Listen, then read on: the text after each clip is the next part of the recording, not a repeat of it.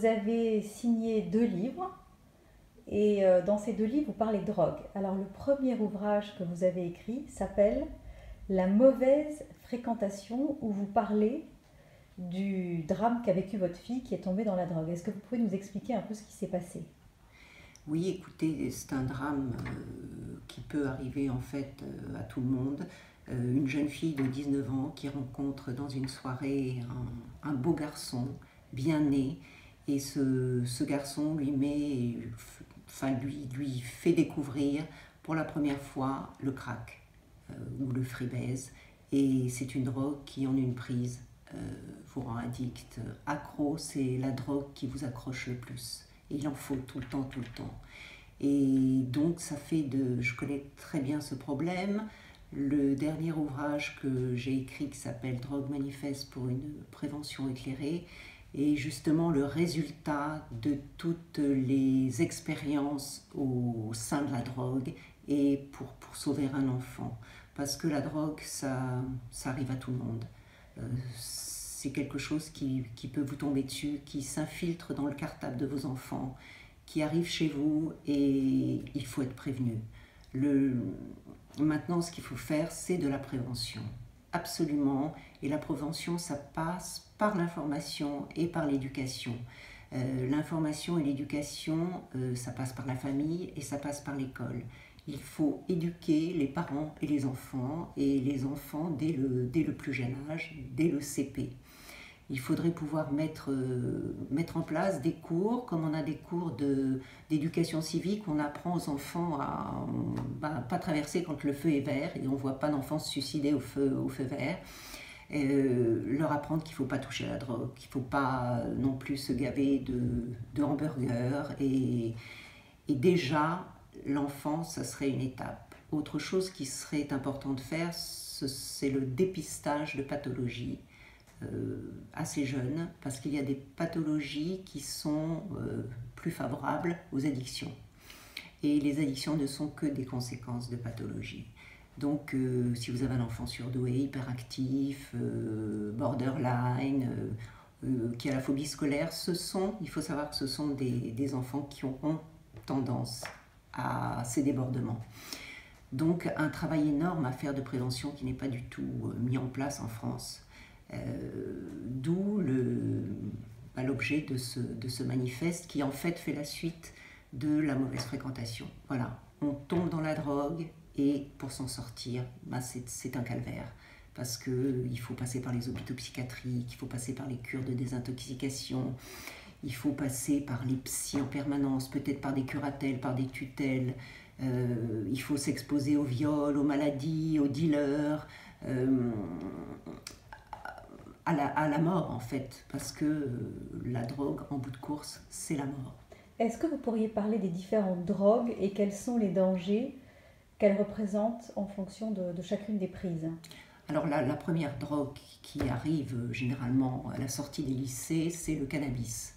Le cannabis associé aussi maintenant à la bière, à la canette de bière qui a remplacé la canette de coca, parce qu'elle coûte 1 euro aussi. Et le cannabis, ça rend l'enfant dépressif. Si vous avez un enfant qui est généralement un bon élève et qui voit ses notes chuter, ça peut être le cannabis. Si vous voyez un enfant qui se renferme, qui se cache, ou alors autrement qui devient boulimique, parce que le cannabis, ça rend euphorique, et puis après, ça déprime. D'où l'association souvent avec l'alcool, parce que l'alcool remonte quand on est déprimé du cannabis. Et suite à ça, à cette première démarche, qui sur certains n'aura aucune conséquence pour leur vie future, d'autres, ceux qui auront des failles, ces fameuses pathologies, peuvent toucher aux drogues plus dures, comme la cocaïne, dont tout le monde a entendu parler, l'héroïne, dont tout le monde a entendu parler aussi, et le crack, dont on a moins entendu parler. Et ce fameux crack qui est dévastateur, puisque dès la première prise, vous êtes accro. Alors les conséquences là aussi sont terribles, clochardisation, les lèvres, dites lèvres à crack, puisque ça se fume. Le crack se fume, c'est-à-dire on achète un petit caillou, ça coûte c'est un peu une drogue du pauvre. Hein. Si la cocaïne vaut 60 ou 80 euros le gramme, le crack n'en vaut peut-être que 10 ou 20, et c'est des petits cailloux donc que l'on met dans une cuillère, que l'on brûle. Il y a tout un système de bouteilles d'eau perforées où on met une pipe, d'où la brûlure sur les lèvres de ces crackers, on les appelle ces crackers, et qui abîme les lèvres, qui abîme les doigts, parce que les mains deviennent comme du ciment, on perd ses dents, on maigrit, on devient très violent, donc ça peut entraîner de la prison. En fait, c'est une catastrophe nationale et qui est sous nos yeux, puisque tout ce petit trafic-là se passe dans les gares, à Paris, la gare Saint-Lazare, dans les métros, Porte de la Chapelle. D'ailleurs, subitement, on voit des papiers apparaître sur les problèmes des conducteurs des RATP qui ne veulent plus s'arrêter dans ces stations, tellement c'est dévastateur. On arrive aussi à la prostitution avec tout ça, et une fois de plus, à la mort. Quelle est la drogue du violeur dont on parle aussi, qui circule dans les boîtes de nuit?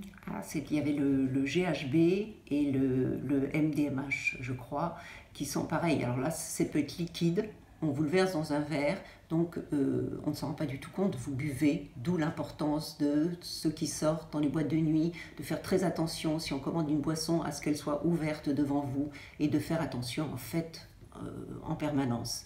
Il faut faire très attention au téléphone portable des enfants aussi, parce que le téléphone portable est le premier lien avec les dealers. C'est-à-dire que maintenant, il y a tout un système de call center. Comme vous pouvez commander une pizza, vous appelez un numéro et on va vous livrer votre dose d'herbe, de crack, de cocaïne. Et en une minute. Donc il y a tout un système qui est organisé. Il faut faire attention absolument aux réseaux sociaux, à Internet, parce qu'il y a le darknet. Le darknet, c'est donc une partie cachée du net, où un trafic important existe, où on peut acheter et se fournir en drogue de synthèse. Et c'est vraiment catastrophique, parce qu'il y a énormément d'overdoses avec ces drogues-là. Il y a toute une communauté aussi qui a un trafic aussi sur le net, sous des appellations d'herbes avec des effets médicaux, en fait cachent un vrai trafic de drogue de synthèse, et là aussi on a beaucoup d'overdoses. Quel conseil vous pourriez donner à des parents qui se retrouvent face à des enfants qui n'ont pas eu la chance d'être diagnostiqués et qui sont tombés dans la drogue? Qu'est-ce qu'on peut faire pour essayer de les aider, ou en tout cas les faire sortir de cet enfer? Malheureusement, en France, rien n'est fait. Rien n'est fait parce qu'on ne peut pas soigner quelqu'un qui est majeur et qui ne veut pas se soigner. D'où les hospitalisations d'office. Si vous avez un enfant qui a 13-14 ans, que vous voyez dépérir, vous voyez sa déchéance arriver ou son mal-être, il faut faire une HDT. Alors une HDT, c'est une hospitalisation à la demande d'un tiers. C'est très dur, c'est très choquant pour des parents, c'est très dur parce qu'interviennent des pompiers, des psychiatres, peut-être la police si l'enfant ne veut pas y aller. Et là, on met votre enfant dans un hôpital psychiatrique.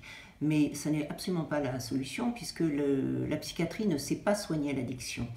Donc votre enfant va aller là, passer 3 semaines, 1 mois, pour repartir peut-être après en post-cure, où il repassera 3 semaines, 1 mois, 2 mois, s'il est d'accord, parce que s'il n'est pas d'accord, il rentre chez lui. Mais ce ne sont pas des solutions pour soigner ces addictions-là. Il faudrait créer un centre loin de tout, où les enfants seraient très entourés, où il y aurait des animaux, où on déplacerait leur addiction, c'est-à-dire de leur mauvaise addiction, on essaierait de les diriger vers des bonnes addictions. On leur apprendrait la peinture, la sculpture, la danse, la chanson. On les ferait renaître en quelque sorte. On pourrait avoir une piscine pour qu'ils se retrempent comme dans le ventre de leur mère. C'est une renaissance. Il faudrait qu'il y ait des médecines parallèles, de l'hypnose, de la réflexologie, des magnétiseurs et d'anciens toxicos. Parce qu'ils ont le même langage. Ceux qui s'en sont sortis, ce sont les plus à même de parler avec ces jeunes-là.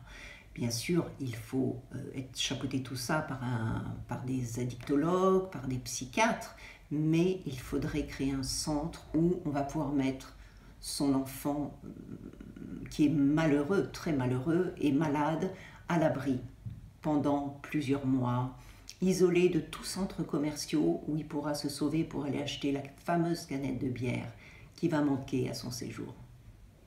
Merci beaucoup Patricia Campagne de ce bouleversant témoignage et on espère que le plus de gens possible vont être sensibles à ce beau témoignage pour pouvoir justement aller dans cette direction-là et que les enfants seront moins touchés par ce phénomène qui est absolument un fléau qui est la drogue.